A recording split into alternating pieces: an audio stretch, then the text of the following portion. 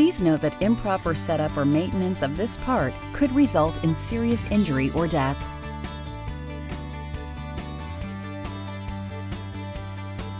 You'll need a wrench to complete this step.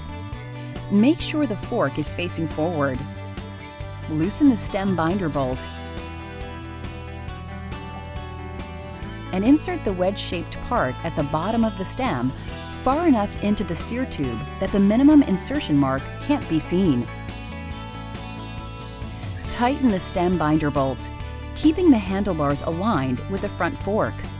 Adjust the height as needed for alignment, rider fit, and comfort.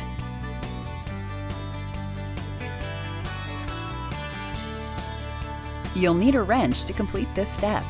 Release the brake when present and loosen the wheel axle nuts enough for the fork ends to fit. Seat the axle completely in the dropout slots with the washers on the outside. If the washers have hooks or steps, place them inside the small holes on the fork dropouts. Center the wheel and tighten each axle nut gradually and evenly by switching sides until both are secure. If the wheel is not centered, loosen the axle nut on the side with a smaller gap. Shift and hold the wheel on center and retighten the nut. Make sure to refasten the brake when present.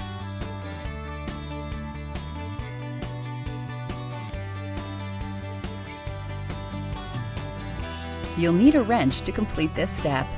Remove the nut on the front of the brake.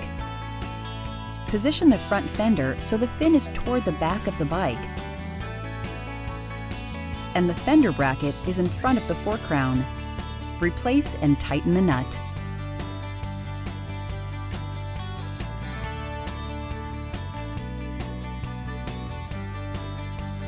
Unlock the quick release lever and insert the seat post far enough into the seat tube that the minimum insertion mark can't be seen. Align the seat with the top tube of the frame and tighten the adjusting nut until the lever, when closed, holds the seat post firmly in position. Adjust the seat height as needed for alignment, rider fit, and comfort.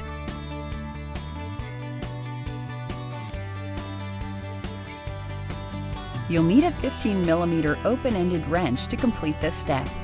Pedals are directional and conveniently marked with an L for left and R for right. The R pedal should be matched to the right-hand crank arm on the chain side of the bike and is threaded in a clockwise direction, while the L pedal should be matched to the left side crank arm and is threaded in a counterclockwise direction. Start threading each pedal by hand 2 to 3 turns in the correct direction on the appropriate crank arm. Then wrench tighten.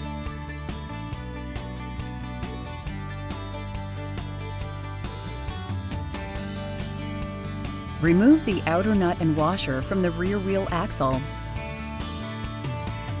Align and place the brace stabilizer washer onto the axle so that the notch on the washer fits into the frame dropout.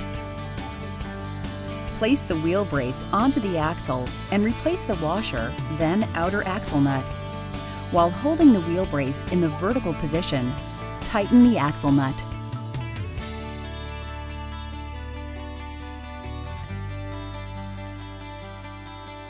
You'll need a screwdriver to complete this step.